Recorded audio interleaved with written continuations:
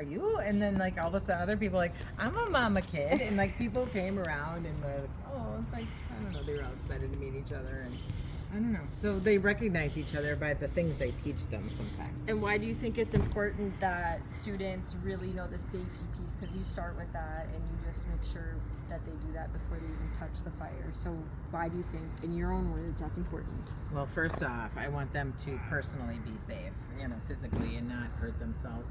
And then it's also makes the whole fire scene look good. If more people are safe and know what they're doing, then more people will get hired to do fire shows. And it's just the reputation falls back on all of us. You don't want to eliminate people. You want to grow up.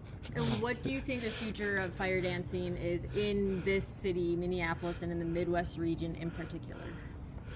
That's a good question. So I don't know. I'll keep teaching them if they keep wanting to learn. Like as long as they keep showing up, I'll keep teaching. Like, do you see a trend that's evolving forward, like different types of people, or what do you think? I've always kind of joked that I get all kinds. I get the whole Russian crew. Mexican, all illegal immigrants, yeah? Sure, bring them on. I don't know. I'll teach anybody that wants to learn. I'm right. But I get the gypsy types. I get the circus types. I get strippers. I get burlesque dancers. I get the Hey, that's me. The Renaissance people. Next time, invite me for stripper graduation. I don't know. Seriously, there's like all kinds of weird things people do, and I draw them all. Like it's so amazing how many different communities want to be involved. So fire's kind of for everybody. It is different. This one's a mime. Oh, what? Oh, that's cool. So a mime Can thing. you do something, or I guess nothing? I get jugglers. I get the trapeze people. I don't know, like people light their liras on fire and do aerial stuff. Burlesque. Burlesque for sure. I've had somebody do little bits with their torches to burn their fishnets off, which are made out of polyester, by the way. Don't do that. Don't do that. But Okay. I don't know. So don't burn your fishnets. Don't burn my fish. Don't burn off the fishnets. They're actually It's just my cotton polyester. shirt. Do you Right? think Yeah. fire dancing is getting more widely accepted? Like, or is it, I don't know, like, has it gotten more mainstream, or do you think it's bypassing that?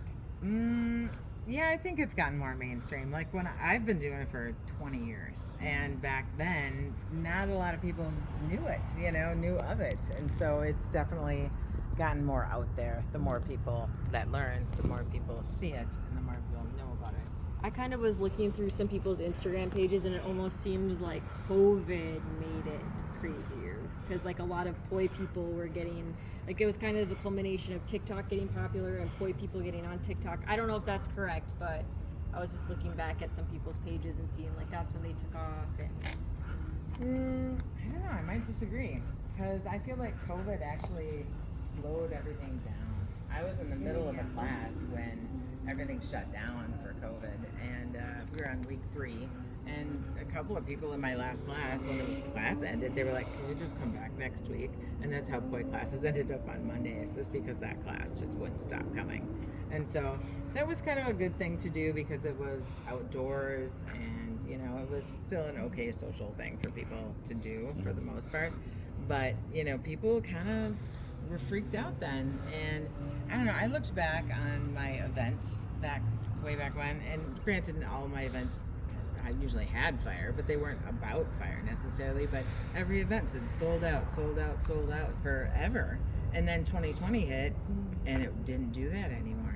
Like it just really was hit the brakes. is it on coming back? everything. I think it's coming back. COVID's still out there a little bit, but I don't think people are freaked out like they used to be. No, I agree with that. I feel like even my business, COVID destroyed my business, but I don't know what it is about that whole time frame. I think it's slowed momentum. I think there was a lot of momentum right about then, and it just put the brakes on it like instantly. That was it. That's my theory on the whole thing. I know we did a fire breathing class on March 13th, 2020, which was the last night before everything shut down. Oh wow. And I don't know, that was my last big class, and that had sold out, and people came from Duluth, and you know, that's the other thing is I get people from all over the place. I have like students from Duluth that come. I had a student take intro from Des Moines, drove 3.5 hours every week. Although I had people in the MFC that came for 10 weeks of rehearsals from Des Moines, and Jeez. they would drive far, you know. I mean, I So drove far too, I You guess. did, yeah. yeah, you were one of them as well. That's funny. So I guess let's just end this with what are, like in a few sentences, what are some things that you wish the whole world would know about the Minneapolis fire dancing scene? That's a big question. Yeah, it Big is. question.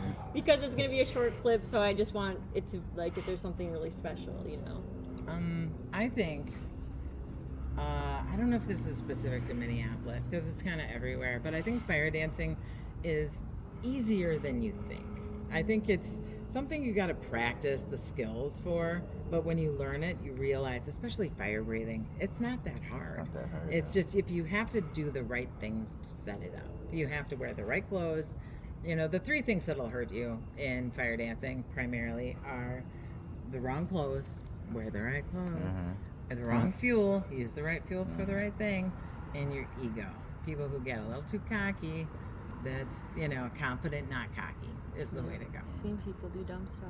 Yeah, when people get cocky and stupid and don't be drunk. God, Yeah. dumb. I would do it, yeah. People are dumb. I wonder if there's anything that we can say to entice more people to want to watch fire dancing or hire fire dancers. Is there like a thing you could say that could kind of entice more people to get interested in the spectacle, the art, to view it or to hire people? It's like nothing you ever see. Like it's not a common entertainment. If you want something unique and, you know, and dangerous and thrilling, I think that's the way to go. And if you get one from Minneapolis, they're bound to be safe and know all about insurance. Because you taught us all that. If they've taken class from me, Yeah, then exactly. yes. If they haven't taken class from me, good luck. I don't know. Yeah. I think it satisfies the Okay. primal nature of things too. That's what- You know, Yeah, I think so too. I once did an interview. Okay, can I stop it? yes. Okay, I think that was, I mean, I don't know, it's I gonna feel like be a I didn't 30-second say all the right things, but well, but you have to think it's gonna be like, if there's anything I need, I'm gonna give them I can give them your name and maybe your phone number or something. I'll ask you, I think I have your phone number, and then they'll follow up, right? So is that okay? yep. I'm gonna find this and send you a link to this interview I did with KFAI. Oh yeah. And they did an interview where they called it That's a good one, yeah. audio profile. What did they call it? I don't know. I can't I remember. don't know, you showed it to me though, but it's, yeah, that's pretty cool. You should probably send that to me. Yeah,